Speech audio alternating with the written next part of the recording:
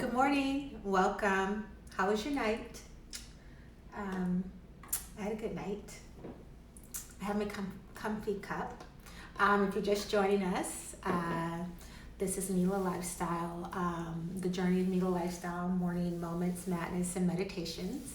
My name is Camila Tibbetts. I'm a serial entrepreneur, and every morning we just gather as a tribe, we gather as a community, and I just take you behind the scenes and behind the veil of the madness of starting an e-commerce site and launching a startup. And like I mentioned, I'm a serial entrepreneur. I've launched and scaled 2 brands, and this is just me being very transparent and sharing my experiences of launching a new business in the midst of everything that's going on in the world, right? Like everything that's going on in the world, you know what I mean?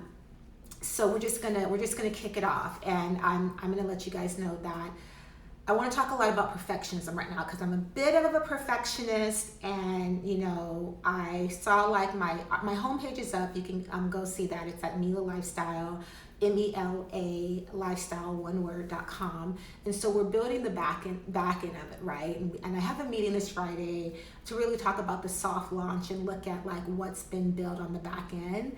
And immediately my perfectionism goes into, this is it, it has to be this way, right? Like, what about the user experience? And so when we talk about the user experience and building the website, when you go on a website and the website flows a certain way and certain things pop up and the navigation just pops down and then it takes you to this, and like all of a sudden you're like, your cart is full and you have free shipping and you just bought all this great stuff. Like, that just didn't happen, and so what my mind is telling me is like, I have to have everyone have this great user experience. Like, everything has to be perfect before the launch of Mela Lifestyle. And when a founder or when a leader or when someone has a perfectionist mentality, when they're working with talent or creatives or any type of team member, it can cause a lot of tension, right? Because the person is so caught up in how it has to look, they're not trusting in this other person in how they can make it come to be.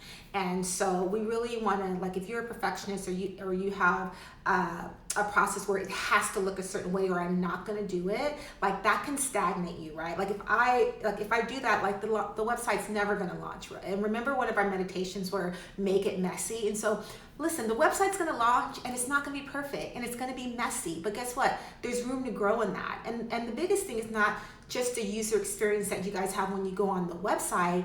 It's the experience that you're having with me every morning, right? It's the experience that we're having where you're seeing, like, I remember when she talked about this, or I remember when she talked about the categories, and I remember when she talked about the blog, and like, we're creating something so much bigger than what's going to happen when you click on the website and put things in your cart. And like, that's what you really need to think about when you're launching something big. Like, let's say you're opening a barbershop, you're opening a hair salon, you're starting a new nonprofit. You want to think about the bigger picture of what you're creating and bring people into that vision, right? If you can bring people in a very transparent way into the heart of what you're doing, the buy-in's already there because they trust you, right? Because people don't buy products, people aren't connected to a product, they're connected to a person, right? People don't connect to a company, they connect to a vision, right? And so you always want to think bigger than, I just want to sell masks. Like, let's say it's like, I just want to sell face masks, right? I want to sell face masks. They're really hot right now. Like,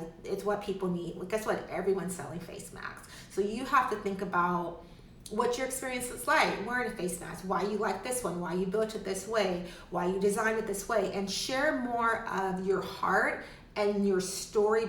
Share more of your why versus the product, right? And so that's where I'm at today. I have a new person on the team. I'm super excited. Like, she totally gets it. And we had a great conversation yesterday, and I have all these ideas, but our first meditation this morning is be clear on your execution, like your style of execution, right? Because for me, you know what my style of execution is?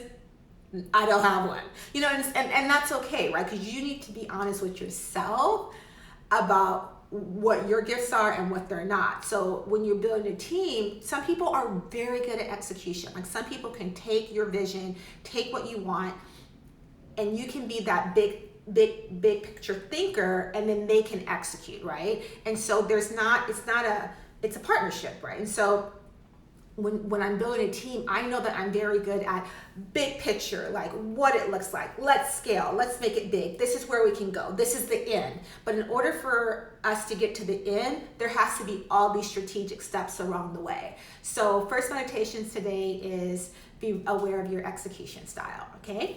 Second meditation today is what race are you in? And I think that has so much weight and so much value this morning.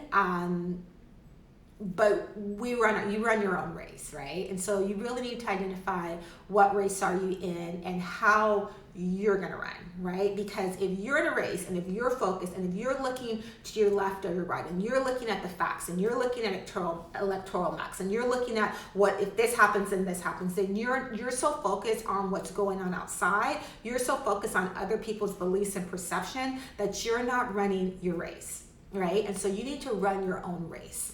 And I think that's really important for what's going on this morning. And I wanted to share with you that, so the reason why Mela Lifestyle started late this morning because my daughter was here, my son was here, there was a lot going on. You can see on my story, if you click above, the chaos that was happening this morning. But you know what? It doesn't always have to be perfect. And even though I started at a certain time, my family was here. And so to me, my family comes first. So I started a little later. And that's okay, like everyone's here. But when my daughter was little, she participated in a lot of activities, and the town that I was from in San Diego was a big equestrian town. So my daughter wanted to learn to ride. There were so many barns around town. So she was working with a trainer, and one day she was learning how to jump. And like, she didn't just start out learning how to jump, right? Like, she started out learning how to saddle the horse. She started out learning how to walk the horse. She started out learning how to feed the horse. Like, so she developed this connection with the horse, and she did all these little things. And the trainer had a method to her madness with Amara. So she learns how to do all these things. She learns how to saddle the horse. It's a slow progression. You know, so she starts to ride, and at one moment it's time for her to learn how to jump. And it's timing is so important, because in that moment where my daughter was learning how to jump and I was taking her to the barn and I was sitting there waiting for her, I was also in some really intense counseling. And I remember my counselor telling me, like, that morning, like, you're like a wild horse. I'm like, anytime someone tells me, like, I'm like a wild horse, I'm super intense, like all those things, like, it's not really a negative, because that is a lot of who I am, you know, and you just gotta own who you are at times. So I had this session with the counselor that morning about me being a wild horse, and that afternoon I take my daughter to the barn, so she's learning how to ride. So she's on the horse, the trainer's there, she gets to the point where she needs to jump. She's riding, she gets to the point where she needs to jump, she circles back around the horse, right?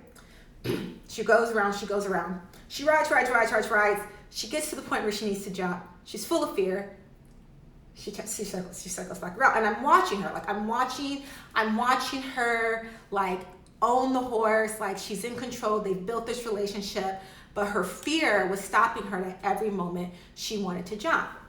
And it was this, and I'll share it, because I went on my Facebook to go find just like pictures, and not the actual video of her jumping, but like her at the barn that day. And so she's riding, and I remember the trainer's like, are you a passenger or are you a rider, right? And like, she still goes back, right? She goes, Amara, my daughter's name, Amara, are you a passenger? Are you a rider? And in that moment, I mean, she's like 9 at the time, she's riding, and at one moment, like, in her spirit, like, there was something that shifted, because she had someone like constantly challenging her in a way, someone that she trusted. She goes, are you a passenger? Are you a rider? And she goes, I'm a rider. And she jumps for the first time. And it was beautiful, you know? And it was just like, you saw her, like, she was so confident. And I remember turning to the trainer, and I was like, that was so beautiful. I was like, I just had a session with a counselor, and they told me I was a wild horse. And the trainer looks at me and she's like, but that's a spirit. And those spirits, the spirit of a wild horse, it doesn't need to be broken, it needs to be nurtured. And I want to encourage you today that if there are times in your life, there are times in your business, there's cracks in the fabric of just whatever foundation you're building, that if you have those breaks there, that it's okay to nurture yourself today, right? Because as leaders, we have to pour into each other and nurture ourselves, have people around us that nurture us, so that we can go out and ride, right? And so our two meditations this morning are know how you execute and are you a rider? And so this is the Journey of Mela Lifestyle. Yes, I'm going to give you keys and tools on business and strategy, but I'm also going to teach you how to nurture that inner part of you that a lot of people may not see. For you as a leader, that I'm okay showing you, because I've kind of already did the dirty work, and I feel like if leaders always share the pretty, the glossy, the lacquer, the vanilla, like just all that, like all this, like, yeah, that's great, but like, if I can open my heart and show you, like, this is how I nurture myself. These are the moments where I felt broken. This is where my perfectionism stops me, because you always need to be aware of what's stopping you as a leader. And the higher you get, the smaller your circle will become. And you may not have people around you that are going to call you on your stuff. You may not have people around you that are going to be like, this is where I see where you get tripped up at times. So again, morning meditations are what's your style of execution and are you a rider? So thank you for joining me on the Journey to Mela Lifestyle. And together we're going to get stronger, we're going to get wiser, and we're going to do better. So let's ride. Have a good day. Ciao for now.